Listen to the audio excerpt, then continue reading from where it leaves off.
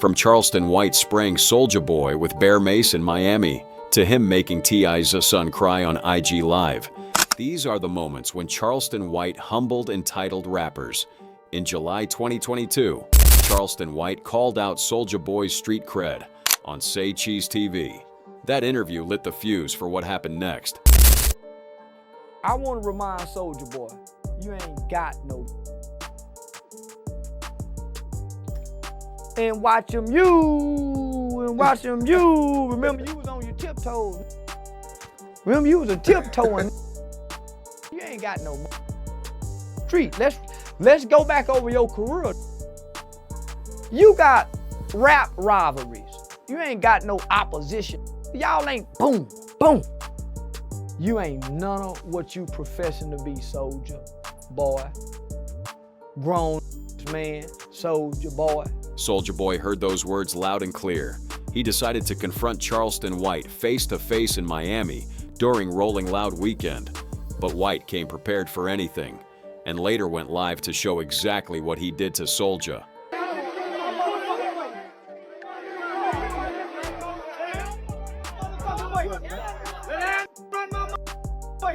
See how the mace running down?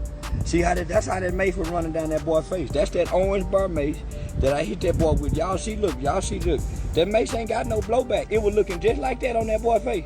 You see how that mace is right? That bottle, that right there took the whole crew down. Just something this small. Damn. Listen, No. It was in my pocket. The mace didn't just end the confrontation. Soulja Boy went live, clowning White for using pepper spray instead of fighting. What's happening? What's up? What up? What's up? Big up, D. What's up with all that shit? Ah! Ah! Oh God! Hey, get the ah!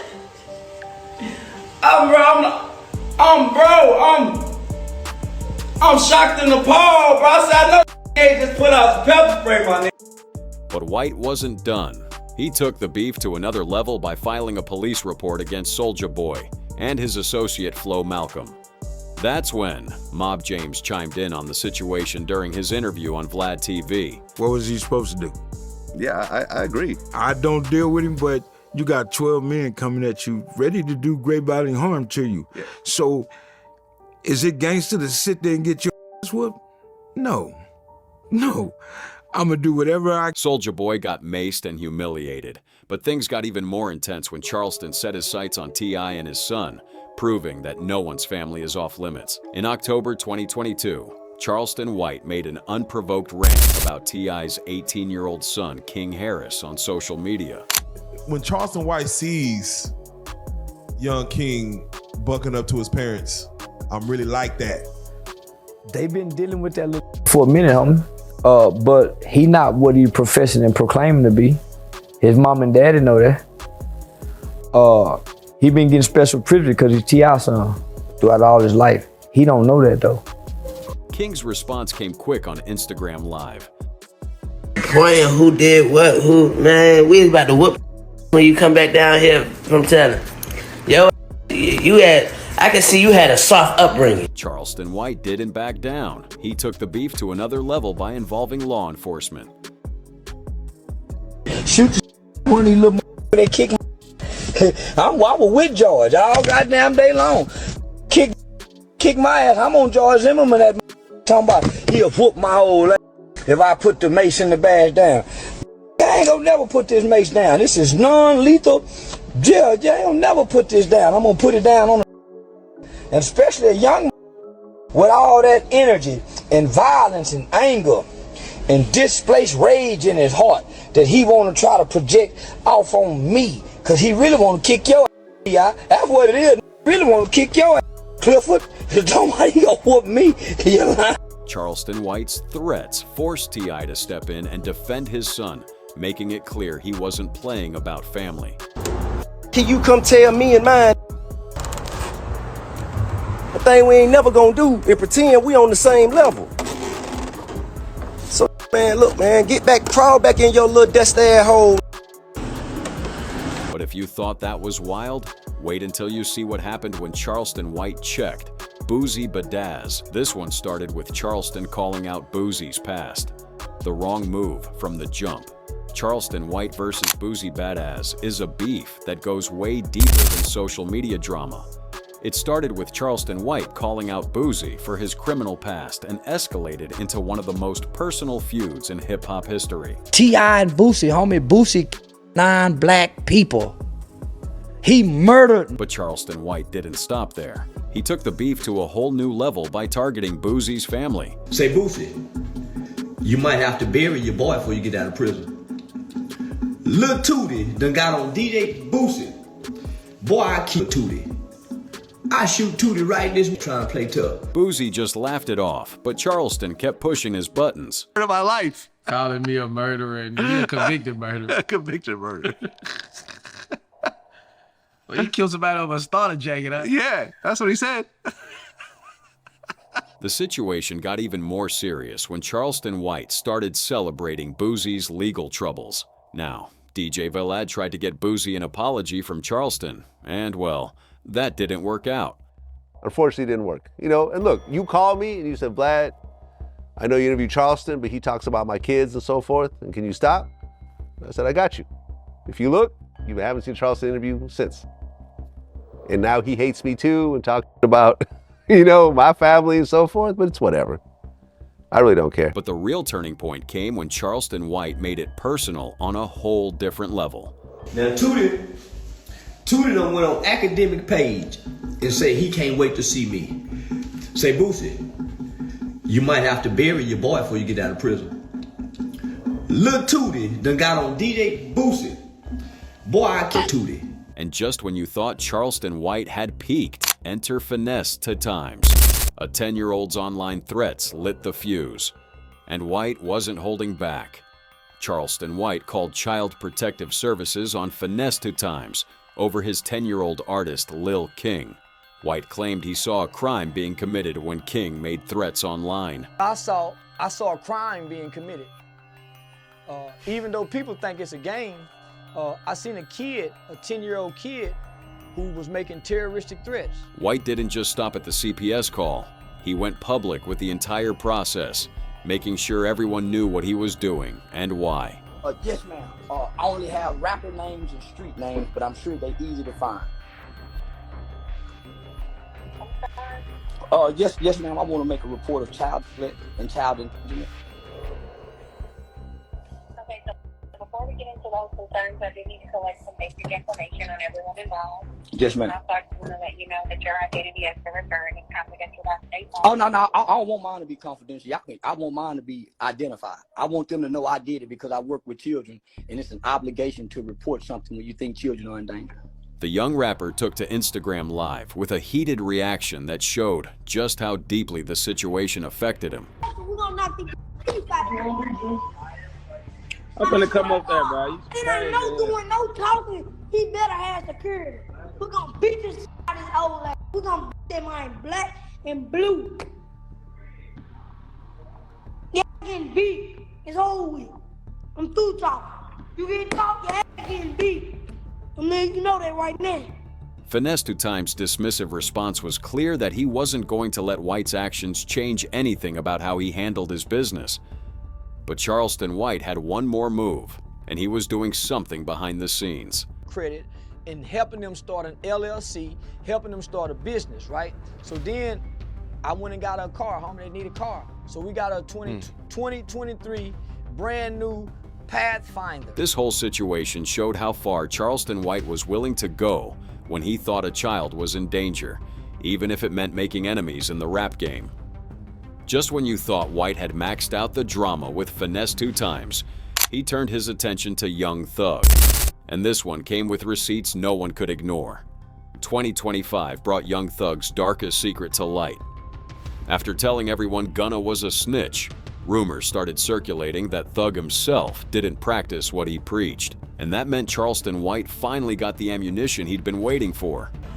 Say, listen, Atlanta, I know y'all love Thug, and I love y'all. But y'all just bear with me. I'm finna destroy Young Thug. He will not be able to rap no more. Would it? Be quiet, gangster, Christian, Muslim. Rollo, you know they wrong for how they did you. Little baby, you might as well stop hanging with Thug. White didn't hold back. He called out every Atlanta rapper still standing by Thug's side. Sit your lanky down. Long ass girl boy, gangster, tough. Somebody sit Jeffrey. Woody, shut up. In this courtroom, Woody, you go tell everything you told them goddamn police, or we putting your ass back there where you were crying on the phone. But the real evidence came from Thug's own mouth. The 2015 interrogation tape finally surfaced after years of being buried. Two things he says. One of the things he says, he's talking about Pee Wee Roscoe. He says that man used to carry Lil Wayne's drugs. Tells them that. And he says, I asked him if he shot the tour bus up. I don't know, but he breaks the law every day. Charleston White had been warning about this moment for years. Now he had proof Thug violated the street code he claimed to uphold.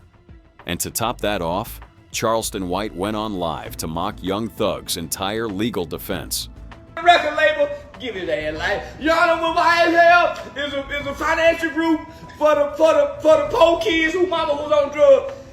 Give him 10 in and 20 on probation. We gonna give him 10 in, come to the line. We know all you lying. You know why? After putting Young Thug on blast, Charleston White didn't pause. Next up, he went all in on King Von, daring anyone to step up and respond. Charleston White launched the most disrespectful attack on King Von's legacy. This wasn't just internet trolling. White crossed every line while daring Chicago to respond. They say somebody tell that Chicago OG talking about me, your gang nigga, your hood, and you talking about bitch. All you hoe OG talking broke. You ain't got no big pretty house like me. You bitch don't live in no hated community like. He disrespected his family and even questioned the loyalty of King Von's associates by comparing their response to Nipsey Hussle's death. My community right there. Hey, you see behind these gates right there? That's my community. You car don't live in no big pretty houses like me, and you ain't got your own weed strand like me. Chicago, that Chicago OG with my name in his mouth like a dick. Suck that straw, get that calm up out of there. And act like it's a milkshake, big OG. Act like it's a milkshake, big OG.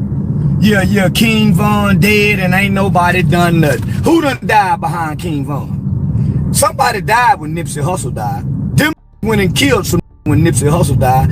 King Von died, and who died? White made his challenge crystal clear by broadcasting his full address and daring anyone to confront him directly. 5029 East Rosedale. Finna go meet this nigga so he can get these weed packages. 5029 East Rosedale Street, Fort Worth, Texas, 76105. Meet me there or beat me there. But his most disrespectful moment came when he suggested a vulgar act at King Von's gravesite while mocking mourners. Von dead, piss on his head. Von is dead, go to the graveyard and piss on King Von's dead head. All these playing like they go ride for Von. Nobody. Just when Chicago was reeling from White's disrespect to Von, he jumped straight into the Academics and Saucy Santana drama. Saucy Santana and DJ Academics started beefing after Academics called out Santana in a Vlad TV interview. Santana fired back hard, defending himself and the City Girls. This made Charleston White jump into the drama with his own controversial take, and he didn't hold back when he addressed the situation. This is where we supposed to come in as straight men and go to gay bashing. We supposed to join together as straight men with DJ Academic and bash the out that punk. Get your gay ass somewhere else. White claimed this was about defending traditional masculinity, then tried to justify his stance by saying Academics had a right to his opinion as a blogger. But Santana wasn't about to let that slide without a fight. Charleston White, you mush mouth cockeyed. Ain't nobody scared of no gay bashing. Gay bashing since I was in high school, and I've been whooping high school. Keep my name out your mouth. That's the problem with y'all old heads, old sassy country. That's the problem with y'all old ass ignorant. Because I don't give a what no Carisha rap about none of that shit. Santana finished his response by sending a final message to Charleston White, shutting him once and for all. woman first before she a hoe or any the way you feel about nothing. That's what the is about. You could get like that. That's what the you. So you ain't if you want to team up with mother, put your boots on. It's never nothing. But if Charleston could clash with Santana over academics, you know he wasn't going to stay quiet when Drake stepped into controversy. Drake's lawsuit against Universal Music Group claimed they used unfair tactics to damage his reputation during the Kendrick Lamar beef. He accused UMG of helping promote Not Like Us, using payola schemes and industry connections. But Charleston White wasn't impressed by Drake's legal tactics. What White said next completely humbled Drake's entire approach. Man, that's a yelling. He get to do that. Man, yelling. I forgot. You go yelling and crying. But he always had the Jews behind him. How he claiming it's unfair? Now always had the Jews behind him. Homie, just enjoy the money, man. Let the little short Kendrick have his little, come on, all that money you got. White didn't hold back on Drake's background either. He questioned everything about Drake's Memphis roots and his street cred. What's wrong with you? Them kids will eat you alive. It's crazy because I'm picturing a child Drake with curly hair. Man, handsome yelling. Aubrey. And his name Aubrey? Yeah, Aubrey. Yeah, Aubrey man, first. They can't play with Leroy, Tyrone, Kendrick, Curtis, Jimmy, James. He can't. You man, please, you can't even run the ball with them. He said in the Memphis You see how, Projects. man, that's where daddy from. And your daddy run off and left you, so daddy, 9 times out of 10, daddy out slanging dick, being a player. So you at grandmama house. Grandmama knows little Aubrey can't play with these Memphis babies. The comedian had harsh words for Drake's response to losing against Kendrick Lamar. White called out Drake for not taking the L like a man. There's a lot of financial gain in it, but you ever feel like you're getting a little bit exhausted of all the drama that comes with it, or do you just like fully take this in and enjoy it? Yeah, I fully enjoy it. I look forward to set out to do. So how I'm gonna accomplish it and then let it exhaust me. Shut it on and off. That's why when the headphones come off and the microphone shut down, you better not come talk to me about no internet shit. Drake's legal battles might intimidate some, but Charleston White showed exactly why he's considered one of the most fearless voices in hip-hop commentary. And if you thought humbling Drake was bold, wait until you see what happened when Charleston White went after Kanye's public begging for Kim. Back in 2023, Kanye tried to win Kim Kardashian back after their divorce. White had zero sympathy for Kanye's public begging. Yeah, Kanye West said he wants his wife back. Tell just go and be happy. Yeah, man, there ain't nobody get back with that. Yeah, that nigga walk. Yeah, she ain't get back. I see him to look like he been lifting weight, but he can't get back. Yeah, man, he just let do what she do. And try Kylie or that one of them hoes each other boyfriend. You know them hoes. Man, you can the mama if you're hella pod. Yeah, I would have been. Listen, if I wasn't, I would have all the Kardashian sisters. He also gave Kanye some harsh advice about moving on from the Kardashian family. Charleston White also made it clear why Kanye would never fit in with his new reality. And try to Kylie or that one of them Jenner. Them hoes each other boyfriend. You know them hoes. Man, you can the mama if you're hella pod. Yeah, I would have been. Listen, if I wasn't, I would have all the Kardashian sisters. Walking away from the Kardashian obsession was the only way Kanye could start healing, whether he wanted to hear it or not. After clowning Kanye's obsession with the Kardashians, White shifted gears to Chicago, where Lil Durk's tough guy reputation was about to get humbled. Lil Durk is the Chicago rapper who's always claimed to be a bad in the streets. Charleston White had been watching Durk's rise for years, noticing how his fans treated him like some untouchable superhero. But White knew the truth behind all that tough talk. But what I'm doing is, I kill the image, homie, of what our people think is. Lil Durk ain't no bad.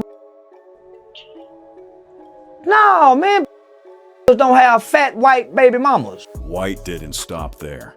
He went deeper into what really makes someone bad in his eyes. Then White dropped a bombshell comparison that cut through all of Durk's street persona. Bad don't walk in group. You won't never see a bunch of people around a bad. But White wasn't just attacking Dirk personally. He was going after the entire culture that worshipped him. His final blow exposed the dangerous mentality behind Dirk's fan base. It's not that I'm talking to Dirk, I'm talking to the people who worship him, the idol worshipers. People believe that if you say something against GD and BD, somebody go come out of Chicago and appear and kill you. These people think this. They think NBA YoungBoy got the power to do whatever, but he's secretly crying out, oh, I can't take it no more. Once you make it to where they can see you, here come the assassination. Here come the crucifixions.